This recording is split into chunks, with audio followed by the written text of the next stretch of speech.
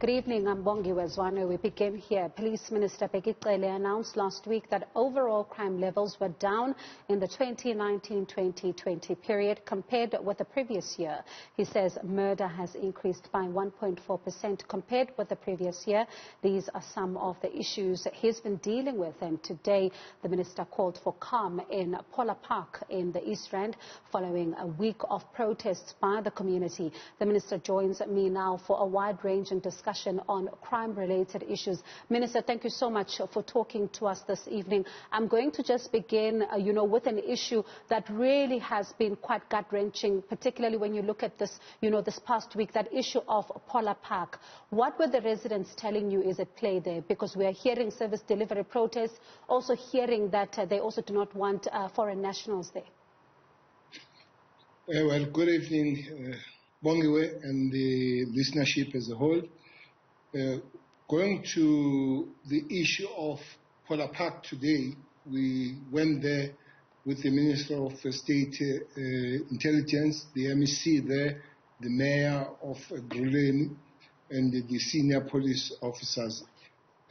Why we went there? Because almost 2-3 days, one has been receiving the lot of information and fears from the people there, saying they are not safe.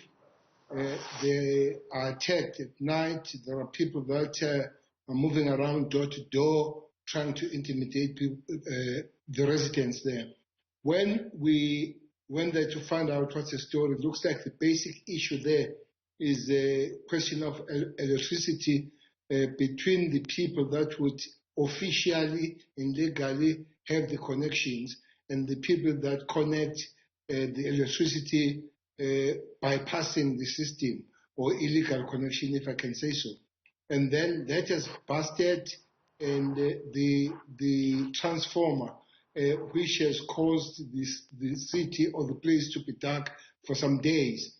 When it was restored in some area, the rest of the people from other areas, there is the issue that nobody's going to get light until we all do. But at the same time, there are few criminals that are abusing communities by not wanting the electricity to be restored because they want to abuse the communities to go on and bypass the system and put is nyoga there, illegal connections. So those people who don't want the system to be fixed, as the municipality workers go to fix the system, they are blocking them. So we have to go there and make sure that restoration of electricity and the fixing of transformers is happening tomorrow. Basically, that's what we agreed as the leadership. We did have a short address to the community. They were very happy to hear that. So we're going back there to protect the workers, to make sure that we restore the system. Thank you, Minister, for that. And I do want to remind the viewers tonight, this is not our time with the Minister, but it is your time to ask your questions, as you have been asking us in recent days, just to try and understand how some of the decisions that were then made during the lockdown were also then made. And I do understand that we do have a WhatsApp question from Crespo tonight, who is, of course, asking that did the service chiefs who were seen smoking on live TV during the funeral explain where and when they bought those cigarettes? I remember the minister saying, when we see you smoking, we would like to know where you got those cigarettes from. Minister there, Crespo wanting to know about those officers. Well, to start with, I don't know why officers would do such a thing. Not just in the funeral, not just because there is a problem with cigarette, but you just don't smoke in the uniform. I'm a uniform man myself. I have never seen people smoking in uniform. But having said that, let's explain this, Bongiwe. It's not illegal to smoke in South Africa. Smoking is not banned. What is stopped is a sale of cigarettes. So if sale is not allowed, which means purchasing it is not allowed, what we have done and what we have been talking about, when we go to roadblocks and we find you having a pack of cigarettes that is there, not explained, we would like to have the explanation, where did you buy the cigarette, because you are not supposed to buy the cigarette, because you're not supposed to be sold. But going to your home, smoking a cigarette, smoking one loose in your car is not banned in South Africa. What we have asked people where they got their cigarettes, when we have arrested a lot of people, by the way, carrying the cigarette that they can't explain where they got it on their cars and all that. Because either you bought it illegally or you bought it from underground. So it will help us if you give us the receipt so that we are able to go and find out to those people that sold you the cigarette, why did they do that.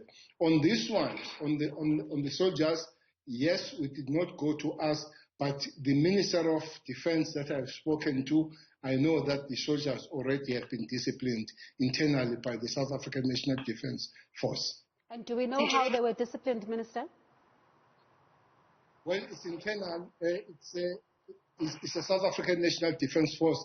I wouldn't really follow their procedures. I would know better the procedures of the South African police. But I will take the word from the minister that it has been already done.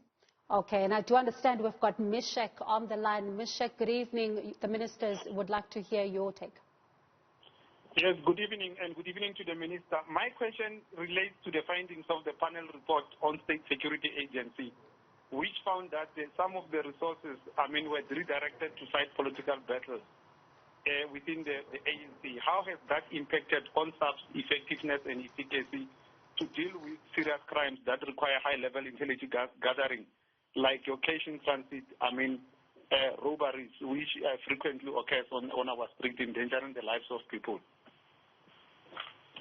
I'm not sure, Minister, did you hear that question? I did hear the question. Okay, respond to it. But the question is about the review panel. Mm-hmm. The panel reviewed the State Security Council, not the Crime Intelligence. The State Security Council, they have their own minister, which happens to be Ms. Ayanda Dojo, that I was with during the day. The Crime Intelligence falls within the South African police. The outcomes of that review would have been sent to the president, and we have seen that there are new employments there, and I know that there are efforts to try and correct those things. But exactly to say what is happening, I think Minister George would be better pleased to answer the question. And Minister, I also just want to, just also tell you at the back of his question there, crime intelligence has been a concern for quite some time. I do see that there's a movement from your department to also try and strengthen some of the, the positions, and that have been left vacant. Oh yes, there's been a problem, no doubt about it, on the crime intelligence in the South African police, but maybe one issue that was raised by Mishek is that there were issues where people, they tried to use the resources, even from our crime intelligence, to fight the political battles.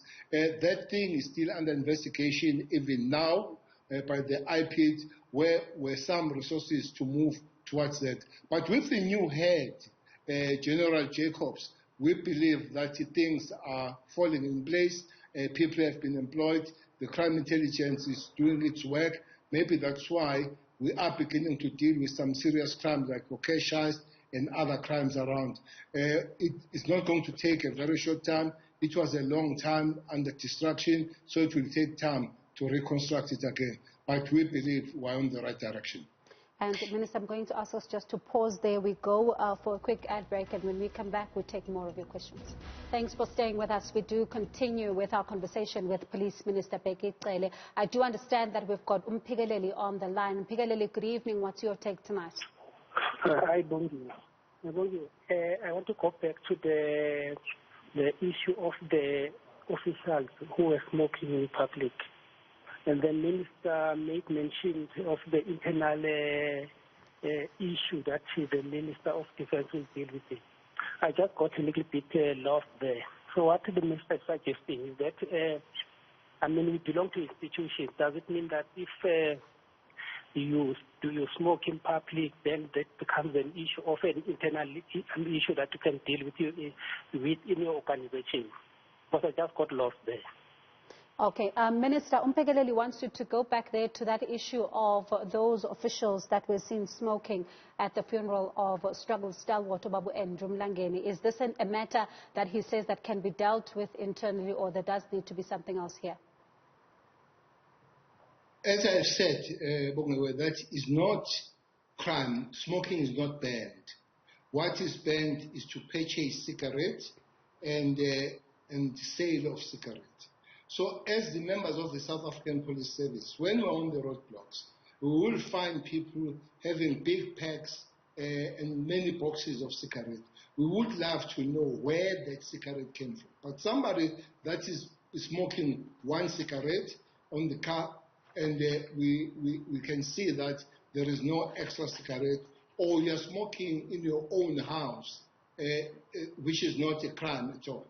So with the soldiers, they smoked that cigarette individually. What would have not been allowed is that you smoke in the uniform, you smoke public like that, and then the defense would have taken action that I know that action has been taken.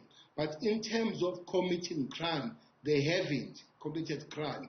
What has happened is that they were not supposed to smoke in uniform, and I've been assured, and I have no reason to doubt the word of the Minister of Defense that action has been taken against them. Let's go to the streets now and hear what some of the viewers are saying.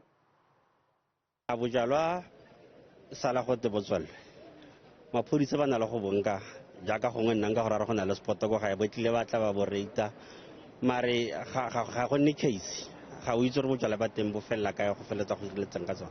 So at least ga ba ka cleara gore okay ga ba se ba nkile majalwa go etsagalang ka one.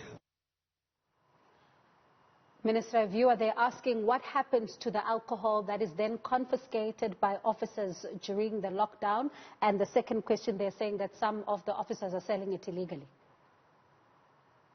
Well, it's unfortunate, starting with the second question, Bongiwe, it's unfortunate that many of our members have been arrested for abusing the same alcohol that they have confiscated, not only alcohol, some including cigarettes. There are more than 80 police officers that have been arrested since the lockdown.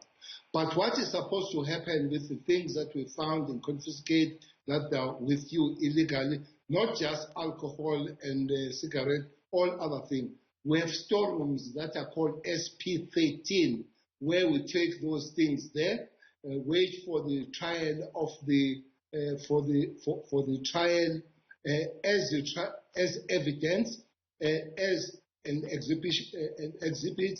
As the trial gets over, some of those things are destroyed, and some of those things we will be sold to recoup the money that is taken to the body called Kara. Kara is a body that the money that is received from the crime proceeds is taken back to the crime fighting justice system, either to the police, either to the prosecution, magistracy, and all. But that's what happens with the things that are confiscated by the police as they deal with the crime situation. And let's hear from Aneki now, who sent us a voice note. What are you going to do about innocent farmers from the northwest, where children of 9, 10 years old being shot dead and put in boxes? Aneki, the minister, is talking about farm murders. What is going to be done there? Because there does seem to be some brutality going on, according to Aneki. Well, as a South African police, while we look closely and focus on the matter of the farmers and the farming community general, our job is to look at the matter of all South Africans equally, without really taking the preference that you will be more on that kind of category. But when you come to farmers, unfortunately, the number on the previous financial year has increased. I think we have moved from 47 back to 49. The previous year we came from 67.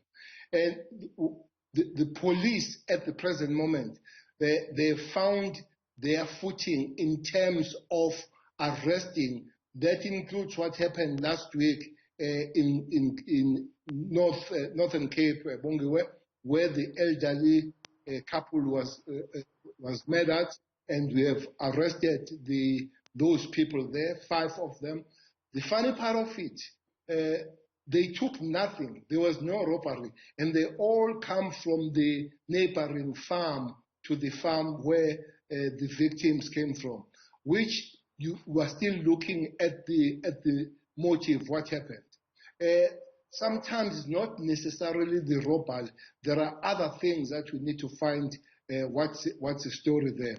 It's like the matter that took place in Winnen in KZN 2 weeks ago. We suspect strongly that that could not be a pure farm killing.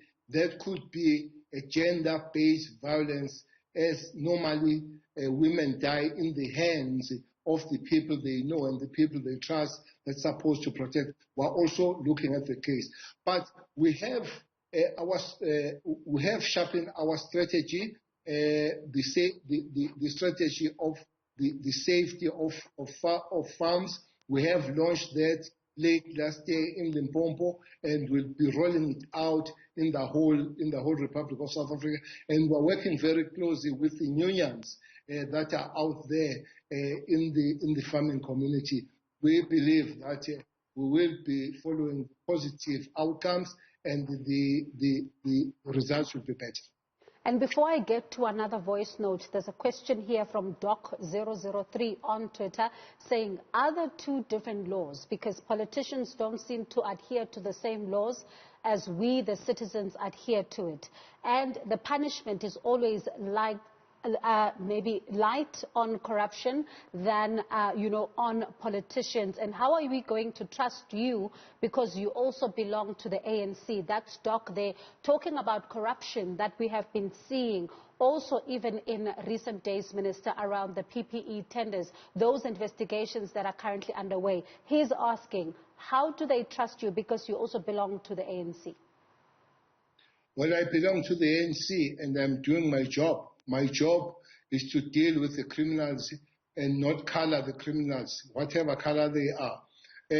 At the present moment, as the president announced, Bongiwe, that he has pulled together 9 law enforcement agencies to sharpen their understanding, to pull together the resources that will respond to this COVID thuggery, which is really thuggery for anybody to steal from the dying nation. People are dying out there, and they are busy stealing the resources that are supposed to be going out there and assist them. We believe that the pulling together of these agencies, your SIU, your Hawks, the police, the prosecution, and everybody, the financial intelligence committee, to work together, it will yield the better results.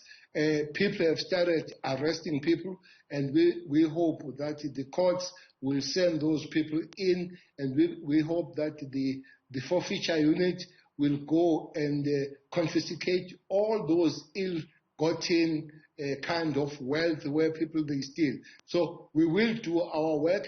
The agencies will do the work and make sure that people that have stolen, people that have committed crime, they are treated as such and put no color on crime.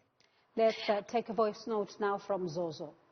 My question to the minister is why former Gigaba's wife issue is handled by the Hawks, not by the SAPS. It's because of lack of capacity in the men in blue. Also, they have a proper plan to deal with crime in rural areas? That's Zozo there, Minister. I'm not sure. Did you get that? I got the first one, the first question of Mrs. Gigaba's case. Mm-hmm. The I don't ask the details when police do this work. Sometimes I do get the report, but details is for the investigation. But what I have heard on this case is that it's not just an ordinary domestic case. It looks like there are other things, that the conspiracy to murder and all that. So it makes, immediately, it does make a serious case that it falls within the jurisdiction of the Hawks. Remember, Hawks have jurisdiction to any case that they feel is got some form of weight, so they would. But as they continue investigation, there's nothing wrong taking it back to the members of the South African Police, special units that are dealing with the issues of gender-based violence and family violence. So going back, the crime is crime, whether it's in the urban areas or the crime is in the rural areas. So we will act accordingly wherever we find crime. We believe that police are working on that even the rural crime, we deal with it. It's very pleasing that after 4 years, it's the first time that we have reduced by 4% the stock theft, which should be mostly the rural crime, which means our methods are beginning to work even out there, where we're beginning to able to reduce even the stock crime, the stock crime, as people are stealing the cattle, the goats, and everything. So, which means we are beginning to work proper even in the rural areas and farming areas. Thanks. Okay, Minister, we are going to pause there for now. We have to go for this quick ad break, and then we come back for the final quarter of this conversation. Thanks for staying with us. We do continue with our conversation with Police Minister Bheki Cele. I do understand we've got Lucky on the line, who's the chairperson of the Liquor Traders Association. Lucky, good evening. Have your say. Good evening. Good evening to the Honorable Minister as well. So, just want to state before I pose my question that as tavern owners, we want to ensure that our safe zones are fit to address the challenges around crime, and furthermore, we'll be launching a Women's Mouth Tavern Dialogue to address issues around gender-based violence that Distel will be leading, as the co-sponsor for that. So we want to ask the Minister, is there an appetite, to partner with us in working together to creating a social compact that will allow us to find solutions together? Minister Ulak is asking if you're willing to work with the liquor traders to find a solution together. Well, indeed, Mazwane, indeed, that it is part of our job and constitutional responsibility, and is legislated that we work with all the structures of the community out there. Lucky, we are really willing and able to work together on these matters going forward, because there are matters that we want to raise. But even before, as a South African police, even when I was an MEC in KZN of both police and transport, where we were working with the structures coming from this industry. And it will be folly for us to say we can't work with the industry trying to make life better for the people of South Africa, but better for the industry and better for the economic activity that we all believe that it does contribute. So if we can really work together to get the best results out of the industry, we'll forever do that. We'll be available. And Minister, I do just want to ask you this very quickly. Someone asking us anonymously here to say there has not been confirmation whether or not this is the former minister's wife, former Minister Malusi Gikaba's wife. Can you confirm that tonight? Yes, it has. Up to this point, papers today, they carry it, and as I read on the papers, that's information that has been confirmed on the papers. Okay, sure. And let's get now to what some of those on Twitter have to say, particularly on this issue of police officers that are testing positive. Olani Mandela, they're saying more than 12,000 police have tested positive for the coronavirus. More than 400 are in hospital. How is that going to affect policing since we have a shortage of police officers?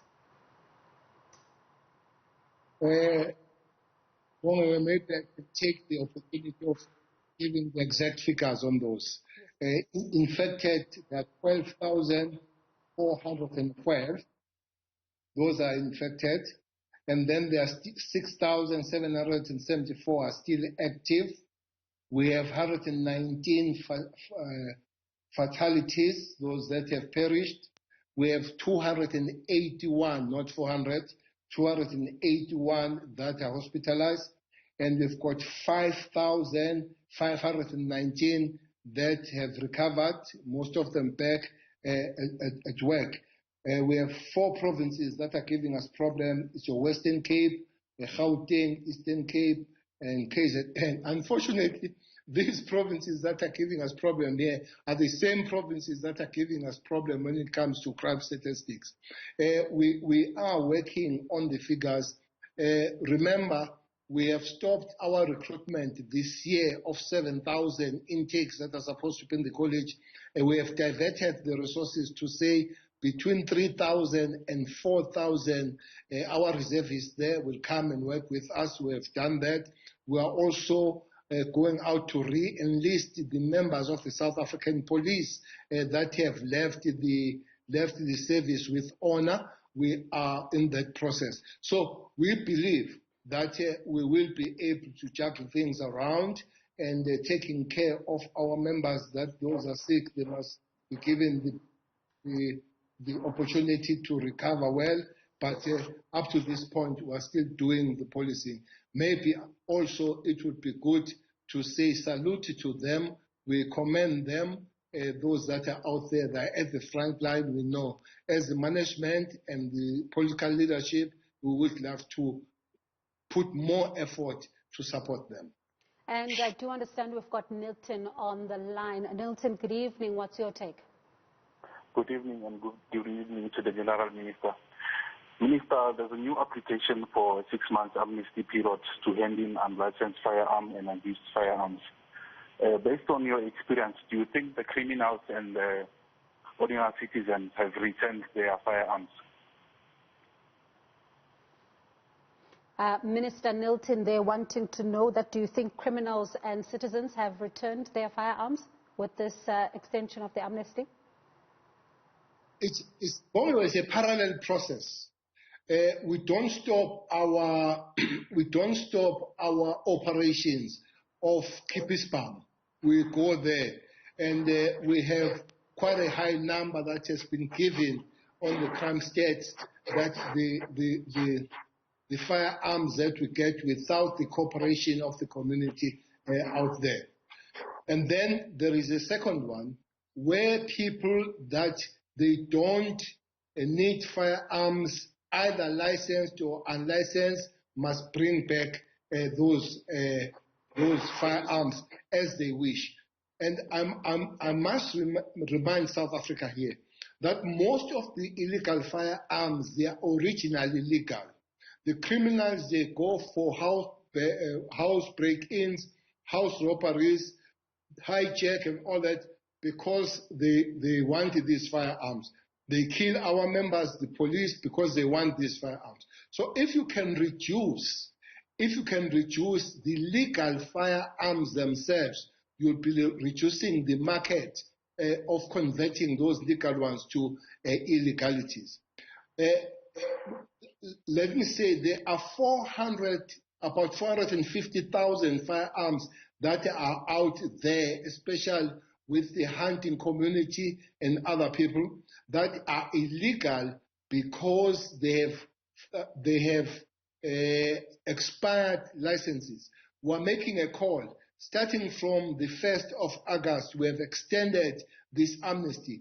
Those people must surrender those firearms and get the new licenses. And they must remember that the court has affirmed the fact that those firearms are illegal. So we don't want confrontation here. We want to work together because originally they are legal, so they must go back and get the new licenses. Because as the 6 months ends again of this, we will have to come and confiscate those guns. I do understand we've got Sbu on the line. Sbu, good evening. Let's talk to the Minister quickly. Good evening, good evening to the Minister. My question is around gender-based violence. It seems that the police are losing that war. What plans are there in place to make sure that they win the war against gender-based violence? Minister, there your question tonight. You appear to be losing the war against gender-based violence. The gender-based violence, Zwane, cannot be lost by the police. It's lost by the nation. Because the police will do some work in arresting the perpetrators of gender-based violence. For now, we've got 4,728 people that are doing life sentence. Life, not just they're in prison. I'm not talking about those that are doing 20 years, 30 years, 60 years. I'm talking about the people that are doing life sentence. That's one. Secondly, June, for some reason, Mazwan, was a bad month from the 1st of June during the unbanning of alcohol, where almost 29 women were killed in the Republic of South Africa. Police, fortunately, arrested all those people. The people that were killed during that month were arrested. But the question of police losing the battle, it's a question. Look, I remember one lady that was killed in Dobsonville and thrown on the field. The brother said there were 4 attempts to that lady to be murdered before she died on the 5th attempt. Somebody knows, Bongiwe, that you are in danger. Either as a friend, either as a family member, either as somebody around you. Those are the people that they should really ring the bell, because it doesn't help much to arrest the perpetrators after we have been killed, after we have gone. So we need to enhance the situation of preventing measures. I'm really glad that the President has put the interministerial committee that is dealing with this scourge falling under the Minister of Women, Minister Maite. The police are the members of that committee. So we want to avail ourselves to put an extra effort. One extra effort that we have put, our unit, that is FCS, needs to be trained. We have recruited 312 more members. We have put more resources. We have put cars, but we have retrained the members themselves so that we are able, from the side of the law, to act quickly, and then work with the society to mobilize the society to say this sketch is a societal matter. All of us, let's be there and make sure that we stop it. And Minister, I understand we've got Masinya on the line. Masinya, what's your take? Good day, Minister. How are you doing? Minister, let me do something. Minister, you're not there for the first time in your life. You've been there. You know how prison works. Now you there in being emotional part. You tell us, what is it that you did to prevent gender-based violence? You did nothing, Minister. You've been in that position of power for a long time. What you do, you talk, no action. Okay, thank you so much, Masinya. What do you say to that, Minister? Well, I've just given the figures, Bongiwe. If sending 4,728 people to life, you know, for that to happen, there should have been a very good work done by the police for investigation to send a person to life. But besides that, the prisons are 37% overpopulated, Bongiwe, and all those people did not march to prison. They were sent by the work of the South African police to the system to be sentenced that way. Well, the listener, I didn't get the name, is fully entitled to his opinion and his ideas, but that does not stop us doing the work with the women and men in blue out there and putting our shoulder on the wheel. We shall continue to do so. Fortunately, there are South Africans. Yes, it's a bad sketch, but there are South Africans that are appreciative of the work done by the South African police. Can we do more? Yes, we must do more. We must work with everybody. There's a lot of room for improvement, but there is work that is being done. Minister, thank you so much for your time tonight. Just before I let you go, in 10 seconds, are you going to go Gwamaimai? Because it does appear a lot of our viewers tonight want to know. Well, I will have to call the police there to stabilize the matter if it doesn't get better, and the community making the call, because most of the time these places we go to is when the communities make the call. I went to Pola Park because I received the long and many calls yesterday saying, can you come? If the communities continue to make the call in Gwamaimai, we will be there, without doubt. Thank you so much for your time tonight. That was our hour with Police Minister Bheki Cele, answering a lot of your questions tonight. Unfortunately, we could not get to some of your questions, but we do hope that we are going to get the Minister back at some point to talk about, an update as and when things continue during the lockdown, because a lot of you, do have quite a lot of concerns around this particular period and some of the, policing-related matters. So we are going to be reaching out to the ministry there to try and see if there will be another opportunity to get the minister to come and take more of your questions tonight.